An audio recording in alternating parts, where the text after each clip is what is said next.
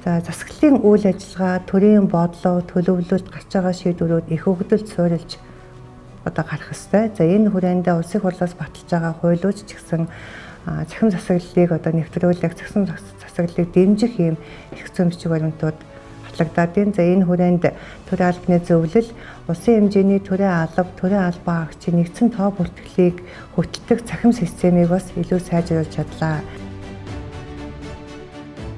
Төрийн албан хаагч хүн өөрийнхөө тоо мэдээлэлтэй танилцаж түүнийгээ засдаг, сайжруулдаг, үнэн бодит байдлыг нь хамгаалдаг ийм тогтолцоо бол хийж чадлаа. Ингэснээрээ төрийн албан хаагч хүн илүү хариуцлагатай болно.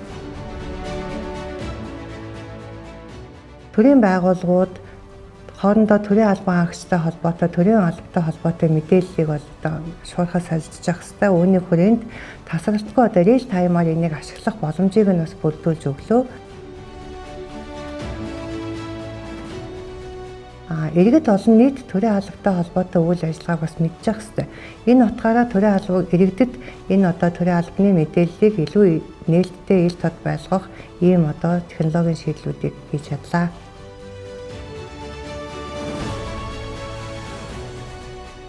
Цахим систем нэвтэрж байна гэдэг чинь систем өөрөө дандаа дата мэдээллүүдийг агуулж идэг.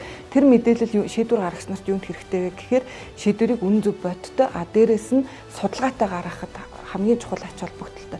Жишээ нь энэ систем нэвтрээд ирэхээр бид нэр төрийн албаны насжилт, төрийн албан хаагчдын хаана илүү ямар мэрэгжлийн хүмүүс илүү их дутагдж байна гэдэг мэдээллийг болон тэр өгөгдлийг хараад ирэхээр хууль тогтоогч нар тэр мөн хуулийг хэрэгжүүлж байгаа засгийн газрын түвшинчдэр энэ мэдээлэлээр ажиллаад бид нар төрийн албан хаагчдад чиглэсэн бодлогыг бас явуулах боломжтой. Дээрээс нь төрийн албан хаагчдад чиглэсэн бодлогоос гадна ирээдүйд төрийн албаны хүний нөөцийг бүрдүүлж авахд бол энэ мэдээлэл дата бааз маань хамгийн чухал ач холбогдолтой гэж харж байгаа. Төр иргэнээсээ төрд байгаа мэдээлэлээ дахиж нэхгүй гэдэг энэ концепцийн дагуу маш олон системүүд хоорондоо уялдаж холбогдож ажилтдаг болж эхэлж байгаа. Тэгэхээр энэний хүрээнд бол яг өнөөдөр бас төрийн албаны зөвлөлийн энэ систем бол яг төрд байгаа мэдээлэлээ албан хаагчдаасаа бас дахиж нэгж байгаа энэ явдлыг бол таслан зогсож байгаа гэсэн үг.